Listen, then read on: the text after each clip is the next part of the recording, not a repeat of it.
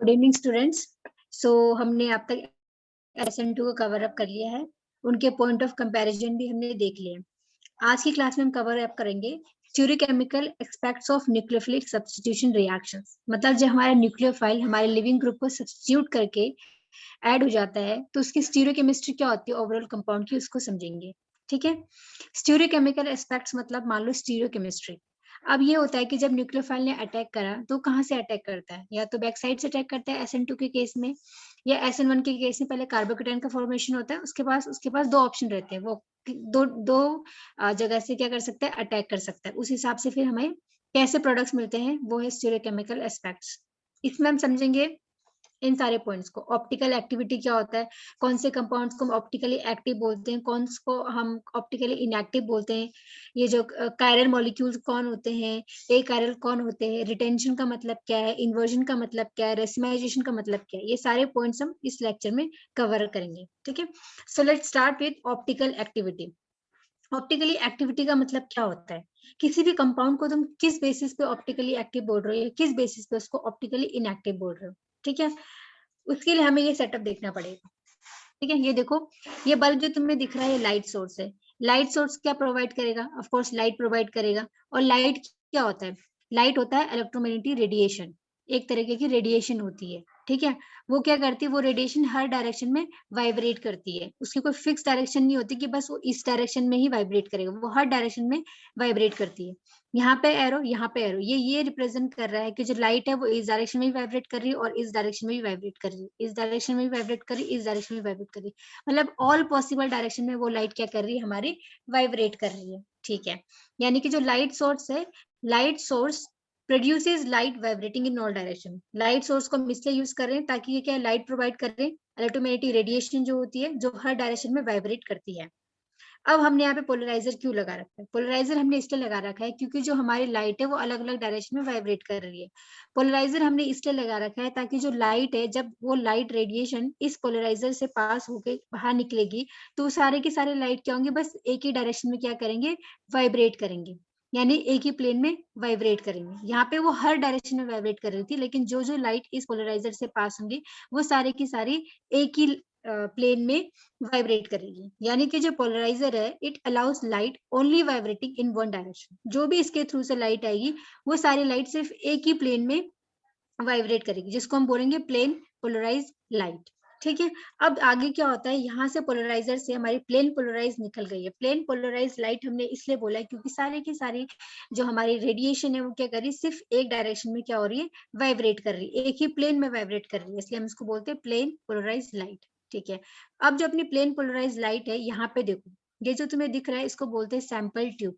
Sample tube मतलब एक तरीके की ट्यूब है जिसके अंदर हमने अपना सैंपल रखा हुआ है, यानी कि हमने अपना कंपाउंड रखा हुआ है और हमें डिसाइड करना है ये कंपाउंड ऑप्टिकली एक्टिव है या ऑप्टिकली इनएक्टिव है। हमें नहीं पता अभी तक कि ये कंपाउंड ऑप्टिकली एक्टिव होगा या इनएक्टिव होगा। ठीक है, हमने इसके अंदर अपने सैंपल को डाल दिया। अब जो पोलराइजर के थ्रू अपनी प्लेन पोलराइज लाइट पास हो रही है और हमारे सैंपल पे पड़ रही है, जब सैंपल से पड़ने के बाद ये लाइटें बाहर आती है तो यहाँ पे एनालाइजर होता है।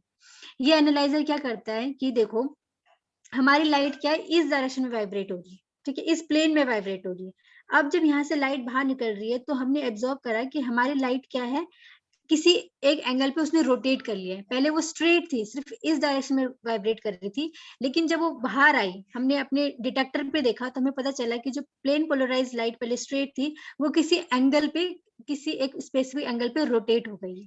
ठीक है, अब वो डिपेंड करता है कि वो क्लॉकवाइज रोटेट हुई है हमारी प्लेन पोलराइज लाइट, या फिर वो एंटी क्लॉकवाइज रोटेट हुई है। ठीक है, यानी कि जो प्लेन पोलराइज लाइट है वो सैंपल के थ्रू पास हो गई। उसके बाद जो अब यहाँ पे रोटेशन हुआ है हमारी लाइन का, क्लॉकवाइज भी वो रोटेट कर सकती है हमारी प्लेन पोलराइज लाइट, और एंटी क्लॉकवाइज भी कर सकती है। तो उसको हम क्या करते हैं, डिटेक्ट करते हैं। यानी कि देखो, इसको एग्जांपल से समझो। ये हमारे क्या है, प्लेन पोलराइज लाइट है, ये हमारी सैंपल ट्यूब है जिसने हमें सैंपल रखा हुआ है। ठीक है, तो अभी हमने क्या करा, पोलराइजर के थ्रू जब ये लाइट आई तो ये प्लेन सिर्फ और सिर्फ इस प्लेन पे क्या कर रही है, वाइब्रेट कर रही है, और कोई पॉसिबल डायरेक्शन नहीं है। सिर्फ इस प्लेन पे वो हमारी लाइट क्या कर रही है, वाइब्रेट कर रही है। ठीक है, वो लाइट जब देखो इस सैंपल पे पड़ी, कि इस सैंपल में पड़ी तो होना क्या चाहिए था, जब इस सैंपल के बाहर आई तो वो इस डायरेक्शन में ही वाइब्रेट करनी चाहिए थी। लेकिन हमने डिटेक्टर से देखा कि जो हमारी जो लाइट ऐसी थी स्टार्टिंग में, जो हमें यहाँ पे दिख रही है, यहाँ पे ये सैंपल के बाहर आने के बाद पता चला वो किसी एक एंगल पे रोटेट हो गई है, एक स्पेसिफिक एंगल पे क्या हो गई, रोटेट हो गई। ठीक है, क्यों रोटेट हुई होगी, क्योंकि इस सैंपल के थ्रू पास होकर रोटेट हुई है, उससे पहले तो नहीं रोटेट थी, वो प्लेन पोलराइज लाइट थी, बस इस प्लेन में रोटेट कर रही थी। इस सैंपल से निकलने के बाद वो किसी एक एंगल पे आ गई है, एक रोटेशन हो गया यहाँ पे, तो किसकी वजह से हुआ होगा, इस सैंपल की वजह से हुआ होगा। ठीक है, ठीक है, तो इस डायरेक्शन को क्या बोलते हैं, इस डायरेक्शन को क्लॉकवाइज बोलते हैं। अब यहाँ पे देखो, यहाँ पे भी सेम हमने कोई और सैंपल ले लिया, इस सैंपल ट्यूब में हमें कोई और सैंपल ले लिया, हमारी ये क्या है, प्लेन पोलराइज लाइट है। प्लेन पोलराइज लाइट पहले सिर्फ इस डायरेक्शन में वाइब्रेट कर रही थी। जब वो सैंपल से पास हुई तो हमने देखा डिटेक्टर से कि जो हमारे प्लेन पोलराइज लाइट को ऐसे होना चाहिए था, उसने भी क्या है, किसी एक एंगल पे रोटेशन कर दिया। इस डायरेक्शन को हम क्या बोलेंगे, इसको हम बोलेंगे एंटी क्लॉकवाइज डायरेक्शन। इसको हमने बोला क्लॉकवाइज डायरेक्शन, इसको हम बोलते हैं एंटी क्लॉकवाइज डायरेक्शन। यानी कि जो सैंपल हमारी लाइट को क्लॉकवाइज डायरेक्शन में रोटेट कर देता है, हमारी प्लेन पोलराइज लाइट को जो उससे पास होके बाहर निकलती है, जो क्लॉकवाइज डायरेक्शन में उसको रोटेट करेगा, उस कंपाउंड को हम बोलेंगे डेक्स्ट्रो रोटेटरी कंपाउंड। ठीक है, और जो कंपाउंड जो है हमारे सैंपल को एंटी क्लॉकवाइज डायरेक्शन में रोटेट करेगा, उस कंपाउंड को हम बोलेंगे लीवो रोटेटरी। यानी कि ऑप्टिकली एक्टिव कौन से कंपाउंड हुए, ऑप्टिकली एक्टिव मॉलिक्यूल वो हुए जो प्लेन पोलराइज लाइट को रोटेट करते हैं, या तो क्लॉकवाइज डायरेक्शन में रोटेट करते हैं या फिर एंटी क्लॉकवाइज डायरेक्शन में रोटेट करते हैं। ठीक है, तो हमने क्या एक नोटेशन बना दिया कि यानी कि ऑप्टिकल एक्टिविटी क्या हो गई, दो तरह की हो गई, एक अपनी डेक्स्ट्रो रोटेटरी, एक अपनी लीवो रोटेटरी। किस बेसिस से बोल रहे हैं कि वो किस डायरेक्शन में लाइट को रोटेट कर रहे हैं। डेक्स्ट्रो रोटेटरी मतलब rotates a plane of plane polarized light to the right. अगर राइट की तरफ रोटेशन हुआ है हमारे प्लेन पोलराइज्ड लाइट का, तो उस कंपाउंड को हम डेक्स्ट्रो रोटेटरी बोलेंगे। और अगर हमारे रोटेशन जो है वो लेफ्ट की तरफ हुआ है, उसको लीवो रोटेटरी बोलेंगे। ठीक है, बोल दिया। अब हमने इसका नोटेशन कैसे रखा, जो डेक्स्ट्रो रोटेटरी है, जो डेक्स्ट्रो रोटेटरी कंपाउंड है, उसको पहले हम स्मॉल डी से रिप्रेजेंट करते थे, यानी कि कंपाउंड के आगे हम स्मॉल डी लगा लेंगे तो हम समझ जाएंगे कि ये क्या डेक्स्ट्रो रोटेटरी है, यानी कि इसने प्लेन पोलराइज लाइट को राइट की तरफ रोटेट करा हुआ है। ठीक है, अब हमने किसी कंपाउंड के आगे हमने स्मॉल एल लगा दिया, उसका मतलब ये है कि जो हमारा कंपाउंड है उसने प्लेन पोलराइज लाइट को लेफ्ट की तरह रोटेट करा हुआ है।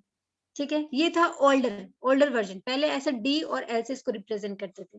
स्मॉल डी और स्मॉल एल, इसको कंफ्यूज मत होना कैपिटल डी और कैपिटल एल से, वो अलग है, वो हम कार्बोहाइड्रेट्स में समझेंगे। ठीक है, स्मॉल डी और स्मॉल एल ही हम रिप्रेजेंट करते हैं ऑप्टिकल एक्टिविटी के लिए। ये ओल्डर वर्जन था। अब हम यूज करते हैं प्लस माइनस साइन। प्लस का मतलब होता है कि हमारे जो लाइट है उसने, जो हमारी सैंपल है उसने हमारे प्लेन पोलराइज लाइट को राइट की तरफ रोटेट करा है। और अगर माइनस साइन है यानी कि हमारे प्लेन पोलराइज लाइट को लेफ्ट की तरह रोटेट कर रहा है। तो पहले स्मॉल डी और स्मॉल एल से रिप्रेजेंट करते थे डेक्स्ट्रो रोटेटरी और लीवो रोटेटरी को, अब हम प्लस माइनस साइन से इसको रिप्रेजेंट करते हैं। ठीक है, तो ऑप्टिकली एक्टिविटी हम समझ गए। किसी भी मॉलिक्यूल को हम ऑप्टिकली एक्टिव तब बोलेंगे जब वो प्लेन पोलराइज लाइट को रोटेट करेगा, या तो क्लॉकवाइज डायरेक्शन में करेगा या फिर वो एंटी क्लॉकवाइज में करेगा। क्लॉकवाइज करेगा तो स्मॉल डी से रिप्रेजेंट करेंगे, और अगर एंटी करेगा तो उसको हम स्मॉल एल से रिप्रेजेंट करेंगे, या फिर प्लस या माइनस से रिप्रेजेंट करेंगे। तो ऑप्टिकली एक्टिविटी हमने अच्छे से समझ लिया है। ठीक है, आगे देखते हैं। आगे हम समझेंगे कायरलिटी क्या होता है। कोई भी किसी भी मॉलिक्यूल को हम कायरल बोल रहे हैं, इसका क्या मतलब होता है ये समझेंगे। ठीक है, सो यहाँ पे देखो, यहाँ पे दो हाथ दिख रहे हैं। ठीक है, अपने हाथ भी ऐसे करके किसी सरफेस पे रखो। ठीक है, तो तुम्हें क्या दिखेगा, अगर तुमने यहाँ पे एक मिरर लगा दिया, इन दोनों थंब के बीच में अगर तुमने कोई मिरर लगा दिया, तो तुम्हें क्या दिखेगा, ऐसा दिखेगा कि ये जो हाथ है इसकी जो मिरर इमेज है वो यही है। ठीक है,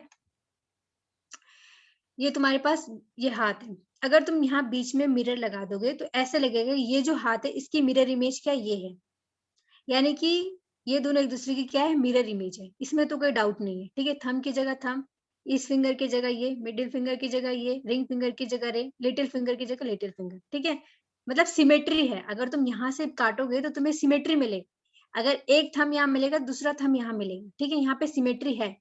लेकिन अगर तुम इस हाथ को उठा के इस हाथ के ऊपर रखोगे तो क्या ये सुपर इम्पोज्ड होगा, देखो इसको, नहीं होगा सुपर इम्पोज्ड। क्यों नहीं होगा? क्योंकि यहाँ पे जो थंब है इसके ऊपर भी अगर थंब आता, लिटिल फिंगर के ऊपर ही लिटिल फिंगर आती, रिंग फिंगर के ऊपर ही रिंग फिंगर आती, तो ही वो सुपर इम्पोज्ड होता। ये सुपर इम्पोज्ड नहीं है। हाँ, ये भले मिरर इमेज है लेकिन ये सुपर इम्पोज्ड नहीं है। तो ऐसे ऑब्जेक्ट या ऐसे मॉलिक्यूल जो non super impossible on their mirror image, यानी कि पहले हमने क्या करा, उस अपने कंपाउंड का मिरर इमेज देखा, उसके बाद उस मिरर इमेज को हमने अपने कंपाउंड के ऊपर रख के देखा कि वो सुपर इम्पोज्ड हो रहा है कि नहीं हो रहा है। तो हमने ये बोला कि जो non super impossible on the mirror image, जो अपने मिरर इमेज के ऊपर सुपर इम्पोज नहीं करते हैं, उन मॉलिक्यूल को हम कायरल मॉलिक्यूल बोलते हैं। The objects which are non super impossible on the mirror image, जैसे हमने इस हैंड का एग्जांपल देखा, पेयर ऑफ हैंड्स, ठीक है, उस मॉलिक्यूल को हम बोलेंगे या उस ऑब्जेक्ट को हम बोलेंगे कायरल, और इस प्रॉपर्टी को हम बोलते हैं कायरलिटी। ठीक है, मेन याद रखना है कि non super impossible on the mirror image, वो अपने मिरर इमेज के ऊपर ओवरलैप्ड नहीं होते हैं। ठीक है, उसको हम बोलते हैं कायरल मॉलिक्यूल। और जो कायरल मॉलिक्यूल होते हैं वो ऑप्टिकली एक्टिव होते हैं। यानी कि ऑप्टिकली एक्टिव मॉलिक्यूल का मतलब हमने समझ लिया कि अगर हम ऐसे मतलब उस कायरल मॉलिक्यूल पे जब हम प्लेन पोलराइज्ड लाइट डालेंगे तो वो उस प्लेन पोलराइज्ड लाइट को किसी एक एंगल में रोटेट कर देगा। वो डिपेंड करेगा, अब वो हमें नहीं पता कि वो क्लॉकवाइज करेगा या एंटी क्लॉकवाइज करेगा, वो हम जब पोलैरिमीटर में अपना सैंपल डाल के देखेंगे तो हम पे पता चलेगा। ठीक है, ओके, ये हमने समझ लिया। कायरल हमने समझ लिया। अब हम समझते हैं कि किसी मॉलिक्यूल को हम ए कायरल कब बोलते हैं। इसको भी एग्जांपल से समझो। ये क्या है, दो वाइन ग्लास है, ठीक है। अब यहाँ पे जो तुम्हें dot dot dot dot line दिख रही है, इसको मान लो मिरर है। अगर तुम यहाँ बीच में मिरर रखोगे तो यहाँ पे भी तुम्हें ऐसे, यहाँ पे क्या, यहाँ पे भी मिरर इमेज मिलेगा। देखो ये जो यहाँ पे तुम्हें ये पूरा जो पोर्शन यहाँ पे दिख रहा है, सेम एज इट इज तुम्हें भी यहाँ पर एक पोर्शन दिखेगा। ठीक है, तो ये दोनों एक दूसरे की क्या है, मिरर इमेज है। ठीक है, मिरर इमेज है। मिरर इमेज तो कायरल के केस में भी पहले मिरर इमेज हो रहा था। अब बात ये करते हैं कि वहां पे वो होता है कि जब हम मिरर इमेज को अपने मेन कंपाउंड के ऊपर रख रहे थे तो सुपर इम्पोज नहीं हो रहा था या वो ओवरलैप नहीं हो रहा था, तो उसको हमने कायरल बोला था। लेकिन अगर यहाँ पे ये दोनों जो वाइन ग्लासेस एक दूसरे के मिरर इमेज तो है, अब हम क्या करेंगे, ये हमने इनको अगल बगल में रख के देख रहे हैं कि मिरर इमेज है कि नहीं। अब हम क्या करेंगे, एक के पीछे एक रखेंगे। ठीक है, ये देखो, एक वाइन ग्लास के पीछे हमने दूसरा वाइन ग्लास रखा हुआ है। अगर तुम यहाँ से देखोगे, इस वाले पॉइंट ऑफ से देखोगे, तुम्हें ऐसे लगेगा यहाँ पे सिर्फ एक ही ग्लास है। जब तुम यहाँ साइड से देखोगे तब तुम्हें जाके पता चलेगा कि वहां पे एक ग्लास नहीं है, वहां पे बहुत सारे ग्लास है। ठीक है, यानी कि अगर मैं यहाँ से देखूं तो मुझे ऐसा लगेगा कि यहाँ पे सिर्फ एक ही ग्लास है, यानी कि बाकी सारे के सारे क्या हो गए, ओवरलैप्ड हो गए। सबका क्या है, सबका मतलब पूरा स्ट्रक्चर सेम है, सिमेट्री है, तो ऐसा लगेगा ये ओवरलैप हो गए। तो ऐसे मॉलिक्यूल जो क्या होते हैं, objects which are super impossible on the mirror image, जो अपने मिरर इमेज के ऊपर सुपर इम्पोज कर देते हैं, ऐसे मॉलिक्यूल को हम ए कायरल मॉलिक्यूल बोलते हैं। ठीक है, और ए कायरल मॉलिक्यूल क्या होते हैं, ऑप्टिकली इनएक्टिव मॉलिक्यूल होते हैं। कायरल मॉलिक्यूल क्या थे, ऑप्टिकली एक्टिव, और जो ए कायरल मॉलिक्यूल है वो होते हैं ऑप्टिकली इनएक्टिव। कायरल क्या थे, जो non super impossible on the mirror image, और ए कायरल क्या है, super impossible on the image. ठीक है, ओके, आगे हम देखते हैं कि ये एनेंटियोमर्स क्या होते हैं। हम ये देखेंगे कि एनेंटियोमर्स क्या होते हैं। ठीक है, तो देखो, are pair of molecules that exist in two forms, मतलब वो दो फॉर्म्स में रहते हैं और वो दोनों फॉर्म एक दूसरे के मिरर इमेज होते हैं, लेकिन एक दूसरे के ऊपर सुपर इम्पोज नहीं होंगे या एक दूसरे के ऊपर क्या होंगे, ओवरलैप नहीं होंगे। इसका मतलब ऐसे समझो, मान लो मेरे पास ये दो मॉलिक्यूल थे, पेयर ऑफ मॉलिक्यूल, एक मॉलिक्यूल ये, एक मॉलिक्यूल ये। अब देखो, यहाँ पे ये कार्बन है, कार्बन है, यहाँ मैंने बीच में क्या लगा दिया, एक मिरर लगा दिया। जो डॉट डॉट लाइन है इसको हम मिरर मानते हैं, ये क्या है, एक मिरर है। तो हमने देखा यहाँ पे जो CH3 है, यहाँ पे भी CH3 है, यहाँ पे जो हाइड्रोजन बिलो द प्लेन है, यहाँ पे भी हाइड्रोजन बिलो द प्लेन है। ठीक है, यहाँ पे जो OH है अबव द प्लेन है, यहाँ पे भी OH अबव द प्लेन है। यहाँ पे प्लेन पे एसिड है, यहाँ पे भी प्लेन पे क्या है, एसिड है। ठीक है, तो हमने मान लिया। ठीक है, अब क्या है कि मतलब ये दोनों एक दूसरे की मिरर इमेज तो है, जो जैसे जैसा पोर्शन इस साइड दिख रहा है सेम एज इट इज यहाँ भी दिख रहा है, यानी कि एक दूसरे की मिरर इमेज तो है, इसमें कोई डाउट नहीं है। नेक्स्ट क्या है, अगर तुम क्या करोगे, अब ये दोनों मॉलिक्यूल, ठीक है, ये दोनों मॉलिक्यूल मिरर इमेज है। अगर मैं इस मॉलिक्यूल के यहाँ पे देखो, हाइड्रोजन की हर जगह हाइड्रोजन, OH की जगह OH, COH की जगह COH, CH3 की जगह CH3, कार्बन की जगह कार्बन, मिरर इमेज तो है। ठीक है। अब क्या है, तुम अगर इस मॉलिक्यूल को, सपोज ये वाला मॉलिक्यूल है, ये वाला मॉलिक्यूल है, ठीक है, ये वाला मॉलिक्यूल है। अब तुम्हें क्या करना है, जो दूसरा वाला मॉलिक्यूल है उसको उठा के इसके ऊपर रख के देखो। ये जो मॉलिक्यूल है इसको उठाओ और इसके ऊपर रख के देखो, तो क्या सुपर इम्पोज हो रहे हैं? तुम बोलोगे कि CH3 की जगह CH3 है, कार्बन के ऊपर कार्बन है, लेकिन COH की जगह पे क्या है, हाइड्रोजन आ गया। इस साइड भी यही हुआ है, मतलब दो तो सुपर इम्पोज हो रहे हैं लेकिन बाकी दो ग्रुप नहीं हो रहे। तो सुपर इम्पोज का मतलब ऐसे नहीं होता किसी एक को करा दो, दो को करा दो, पूरा का पूरा मॉलिक्यूल सुपर इम्पोज होना चाहिए, पूरा का पूरा मॉलिक्यूल ओवरलैप होना चाहिए, तभी उसको सुपर इम्पोजेबल बोलेंगे, नहीं तो नहीं बोलेंगे। ये पूरा का पूरा सुपर इम्पोज्ड है? नहीं है। क्यों? CH3 की जगह है, नो डाउट, बट यहाँ पे देखो, यहाँ एसिड है, COH है, यहाँ पे हाइड्रोजन है, COH और यहाँ पे हाइड्रोजन है, यानी कि ये सुपर इम्पोज नहीं हो रहा है। इसको दोबारा समझो, ये जो मॉलिक्यूल है, अब ये इसका जो दूसरा मॉलिक्यूल है इसको उठा के इसके ऊपर रखो, तो ये सुपर इम्पोज नहीं हो रहा है, यानी कि ये क्या, पेयर ऑफ मॉलिक्यूल्स है। ये एक इस फॉर्म में है, एक इस फॉर्म में, इसकी कॉन्फ़िगरेशन कुछ और होगी, इसकी RS जो हम पढ़ते हैं, इसकी सपोज मान लो R होगी तो इसकी क्या होगी, S होगी। दो फॉर्म में एग्जिस्ट कर रहे हैं, एक दूसरे की मिरर इमेज भी है, लेकिन जब तुम इस मॉलिक्यूल को उठा के इसके ऊपर रख रहे हो तो वो सुपर इम्पोज नहीं हो रहा है। ऐसे पेयर ऑफ मॉलिक्यूल्स को हम बोलते हैं एनेंटियोमर्स, जो दो फॉर्म में एग्जिस्ट करते हैं, जो एक दूसरे की मिरर इमेज होते हैं लेकिन एक दूसरे के ऊपर ओवरलैप्ड नहीं होते हैं, या एक दूसरे के ऊपर सुपर इम्पोज्ड नहीं होते, उनको हम बोलते हैं एनेंटियोमर्स। ऐसे पेयर को हम बोलते हैं एनेंटियोमर पेयर्स। ठीक है।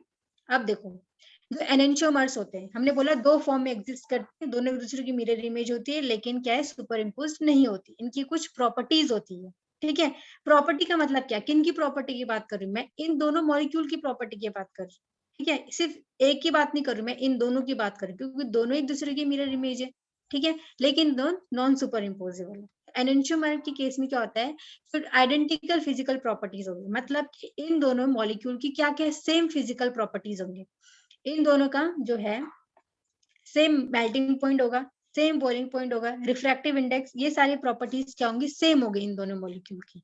तो इन दोनों मॉलिक्यूल में डिफरेंस क्या होगा, जब मेल्टिंग पॉइंट सेम है, बॉइलिंग पॉइंट सेम है, रिफ्रैक्टिव इंडेक्स सेम है, ऐसी कुछ प्रॉपर्टीज है जो इन दोनों एनेंटियोमर की सेम है, तो इनमें डिफरेंस क्या होगा, हम इसको कैसे डिफरेंशिएट कर पाएंगे इन दोनों मॉलिक्यूल को, क्योंकि हम इसको कैसे डिफरेंशिएट करेंगे, डिफरेंट विथ रिस्पेक्ट टू ये जो दो मॉलिक्यूल होंगे, कौन से दो मॉलिक्यूल, ये दो जो मॉलिक्यूल है, पेयर ऑफ मॉलिक्यूल, ये किस, ये तो हमने बोल दिया कि इन दोनों का मेल्टिंग पॉइंट सेम होगा, इन दोनों का बॉइलिंग पॉइंट सेम होगा, इन दोनों का रिफ्रैक्टिव इंडेक्स भी सेम होगा, तो ये तो हमने मान लिया। अभी किस पॉइंट पे डिफरेंट डिफरेंट हो रही है, अलग अलग मॉलिक्यूल तो हैं, लेकिन किस बेसिस पे है, ये इस बेसिस पे है, they are differ with respect to rotation of plane polarized light, यानी कि ये दोनों एक दूसरे की मिरर इमेज है, इन दोनों का मेल्टिंग पॉइंट सेम है, इन दोनों का मेल्टिंग बॉइलिंग पॉइंट भी सेम है, इन दोनों का रिफ्रैक्टिव इंडेक्स भी सेम है, लेकिन जब हम इन मॉलिक्यूल पे प्लेन पोलराइज्ड लाइट डालेंगे तो उन दोनों का रोटेशन अलग होगा। रोटेशन अलग होगा का मतलब क्या है, अगर ये वाला कंपाउंड जो है प्लेन पोलराइज्ड लाइट को क्लॉकवाइज डायरेक्शन में रोटेट कर रहा होगा, तो ये वाला कंपाउंड फिर इसको एंटी क्लॉकवाइज में रोटेट करेगा, या फिर अगर ये इसको एंटी क्लॉकवाइज में प्लेन पोलराइज्ड लाइट को रोटेट करेगा, तो ये कंपाउंड उसको क्लॉकवाइज में रोटेट करेगा। यहाँ पे ये दोनों डिफर हो जाते हैं, भले इनका मेल्टिंग पॉइंट, बॉइलिंग पॉइंट, ये कुछ प्रॉपर्टी सेम होती है, लेकिन जो एनेंटियोमर्स होते हैं उनका डिफर क्या होते हैं, differ with respect to rotation of plane polarized light, यानी कि प्लेन पोलराइज्ड लाइट को किस डायरेक्शन में रोटेट कर रहे हैं। अगर दोनों ही अलग अलग में करेंगे, ठीक है, अगर ये क्लॉक तो ये एंटी तो ये क्लॉक, ठीक है, ये क्या होता है, इनका पॉइंट ऑफ डिफरेंस होता है। ठीक है, एनेंटियोमर्स में हमने समझ लिया। अब ये रेसमिक मिक्सचर क्या होता है, अब हम ये समझेंगे कि रेसमिक मिक्सचर क्या होता है। ठीक है, a mixture containing two enantiomers in equal portion will have a zero optical rotations, as the rotation due to one isomer will be cancelled by the rotation due to other isomer. Such mixture is known as racemic mixture. Racemic mixture का मतलब क्या होता है, देखो कोई एनेंटियोमर present है, हमने बोला कि वो दो अलग अलग फॉर्म में एग्जिस्ट करता है, एक क्या है, एक उसको क्लॉकवाइज डायरेक्शन में रोटेट कर रहा होगा, एक उसको एंटी क्लॉकवाइज में रोटेट कर रहा होगा। ये मान लो कि तुम्हारे पास क्या है, 50% ऐसा है जो क्लॉकवाइज में रोटेट कर रहा है, और 50% एक ऐसा मान लो कि वो उसको एंटी क्लॉकवाइज में कर रहा है। मिक्सचर है मतलब इन दोनों का 50-50%। ठीक है, अब मैंने इसको क्या करा, इस प्लेन पोलराइज्ड लाइट पास करके देखा, तो जो 50% होंगे वो उसको क्लॉकवाइज में रोटेट कर रहे होंगे, और जो 50% होंगे उसको एंटी क्लॉकवाइज में कर रहे होंगे। तो 50 पॉजिटिव 50 नेगेटिव, कितना हुआ ओवरऑल 0, यानी कि कोई रोटेशन नहीं हो, उसको हम बोलेंगे रेसमिक मिक्सचर। ठीक है, आगे देखते हैं। अब देखते हैं इन्वर्जन ऑफ कॉन्फ़िगरेशन। इसका मतलब क्या है कि जब हमारा न्यूक्लियोफाइल हमारे कार्बन मतलब यानी कि इलेक्ट्रॉन डेफिशिएंट सेंटर पे जब अटैक कर रहा है, तो हमारी कॉन्फ़िगरेशन इन्वर्ट हो जा रही है। किस केस में इन्वर्ट होगी बताओ मुझे। एक हमने SN2 पढ़ा था जिसमें हमारे न्यूक्लियोफाइल क्या करते हैं, बैक साइड से अटैक करते हैं। जिस डायरेक्शन से हमारे लिविंग ग्रुप जा रहा है उसके बैक साइड से अटैक करते हैं। तो इन्वर्जन किसके केस में होगा, SN2 के केस में होगा। कैसे होगा ये समझो। देखो अभी इसकी ऐसी कॉन्फ़िगरेशन है, जब लिविंग ग्रुप चला गया तो ये कॉन्फ़िगरेशन हो गई, यानी कॉन्फ़िगरेशन क्या हो गई, इन्वर्ट हो गई है। ठीक है, इसको एक जनरल एग्जांपल से समझो। अम्ब्रेला होता है, हम सब अम्ब्रेला यूज करते हैं जब बारिश आती है। तो कभी कभी क्या होता है कि बहुत तूफान आता है, या हाँ बहुत तूफान आता है, तो उस केस में हमारा छाता क्या हो जाता है, उल्टा हो जाता है, इन्वर्ट हो जाता है, होता है ना। देखो पहले ऐसे था, अभी ऐसे इन्वर्ट हो जाता है। इन्वर्जन ऑफ कॉन्फ़िगरेशन को इससे रिलेट करो, यानी कि जब हमारा न्यूक्लियोफाइल जो है हमारे लिविंग ग्रुप को सब्स्टिट्यूट कर देगा, तो उस केस में भी हमारा जो मॉलिक्यूल है वो इन्वर्ट हो जाएगा। ये देखो पहले अब इसका इस डायरेक्शन में चला गया, पहले ये ऐसे था, अब ये क्या हो गया, इन्वर्ट हो गया। तो जो यहाँ पे SN2 मैकेनिज्म में होता है ऐसा। ठीक है, एग्जाम्पल देखो, जैसे हमारे पास ये हैलाइड था, OH माइनस अपना न्यूक्लियोफाइल है। ठीक है, अब क्या यहाँ पे SN2 होगा, मतलब कि हमारे जो न्यूक्लियोफाइल बैक साइड से अटैक करेगा, बैक साइड से अटैक करेगा। तो यहाँ पे देखो पहले इसका कॉन्फ़िगरेशन पहले कैसे था, ऐसे था। ठीक है, अब इसका कॉन्फ़िगरेशन क्या हो गया, उल्टा हो गया, इन्वर्ट हो गया, यानी कि इन्वर्जन ऑफ कॉन्फ़िगरेशन होगा SN2 के केस में। इसको अम्ब्रेला से कनेक्ट करके देखना, तभी भूलोगे नहीं। ठीक है, नेक्स्ट देखते हैं SN1 मैकेनिज्म। SN की यहाँ पे होता है इन्वर्जन ऑफ कॉन्फ़िगरेशन। ठीक है, अब हम देख रहे हैं SN1 मैकेनिज्म। SN1 में हमने क्या देखा था, पहले एक स्टेबल कार्बोकेटायन जनरेट होता है, उसके बाद ही हमारा न्यूक्लियोफाइल अटैक करता है। ये हमारे पास एक अल्काइल हैलाइड था, हमारा स्टेबल कार्बोकेटायन जनरेट हुआ। ठीक है, कार्बोकेटायन जनरेट हुआ। कार्बोकेटायन जनरेट का मतलब क्या, कार्बन क्या है, इलेक्ट्रॉन डेफिशिएंट है। इलेक्ट्रॉन डेफिशिएंट का मतलब क्या हुआ, कार्बन को जो p ऑर्बिटल है वो क्या है, खाली है, वैकेंट है। ठीक है, अब देखो यहाँ पे अपने, अब ये जो बाकी जो 3 हमारे एटम है, मॉलिक्यूल है CH3 और ये इथाइल और हाइड्रोजन, ये क्या है, प्लेन में प्रेजेंट रहेंगे, सारे के सारे सेम प्लेन में प्रेजेंट रहेंगे। और जो हमारे वैकेंट p ऑर्बिटल है, उसमें क्या हो सकता है, न्यूक्लियोफाइल यहाँ से भी अटैक कर सकता है और न्यूक्लियोफाइल वहां से भी अटैक कर सकता है। तो हमारे पास दोनों पॉसिबिलिटी होती है। ठीक है, हमें हमारा OH यहाँ से भी जुड़ सकता है और हमारा OH यहाँ से भी जुड़ सकता है। देखो इसकी कॉन्फ़िगरेशन और इसकी कॉन्फ़िगरेशन, क्या दोनों की कॉन्फ़िगरेशन तुम्हें सेम लग रही है, नहीं लग रही है, अलग अलग है ना। अब देखो यहाँ पे प्लस लिखा है, यहाँ पे माइनस लिखा है, इसका क्या मतलब हुआ, यानी कि जब इसमें प्लेन पोलराइज लाइट डालोगे तो उसको क्लॉकवाइज डायरेक्शन में रोटेट करेगी लाइट को, और अगर इस मॉलिक्यूल में अपना प्लेन पोलराइज डालोगे तो ये मॉलिक्यूल प्लेन पोलराइज लाइट को एंटी क्लॉकवाइज में रोटेट कर देगा। ठीक है, यानी कि हमें रेशमिक मिक्सचर मिल रहा है। क्यों मिल रहा है, क्योंकि हमारे न्यूक्लियोफाइल के पास 2 ऑप्शन है अटैक करने के, वो यहाँ से भी अटैक कर सकता है, यहाँ से भी अटैक कर सकता है। तो हमारे पास 2 मॉलिक्यूल मिलते हैं, एक क्या करेगा, एक डेक्सट्रोरोटेटरी बनेगा और एक लिबोरोटेटरी बनेगा। तो ऐसे को हम बोलते हैं रेशमिक मिक्सचर। ठीक है, SN1 के केस में हमें मिलता है रेशमिक मिक्सचर, क्योंकि न्यूक्लियोफाइल के पास 2 ऑप्शन होते हैं अटैक करने के, यहाँ से भी अटैक कर सकता है हमारा न्यूक्लियोफाइल और वो यहाँ से भी अटैक कर सकते हैं। तो हमारे पास 2 मॉलिक्यूल बनते हैं इक्वल प्रोपोर्शन में। हम ये नहीं कह सकते कि इसके 60% चांसेस है और इसके सिर्फ 40% चांसेस है, इसके भी 50% चांसेस है, इसके भी 50% चांसेस है, इसलिए 50% ये बनता है और 50% ये बनता है। अब 50% एक ऐसा है जो क्लॉकवाइज में रोटेट करा रहा होगा और 50% एक ऐसा है जो एंटी क्लॉकवाइज में रोटेट करा रहा होगा। तो ओवरऑल क्या हो जाएगा, कोई रोटेशन नहीं होगा। ऐसे को हम बोलेंगे रेसिमाइजेशन, यानी कि SN2 में हमारा इन्वर्जन ऑफ कॉन्फ़िगरेशन है, और नहीं SN2 में इन्वर्जन ऑफ कॉन्फ़िगरेशन है और SN1 में रेसिमाइजेशन है। ठीक है, थैंक यू।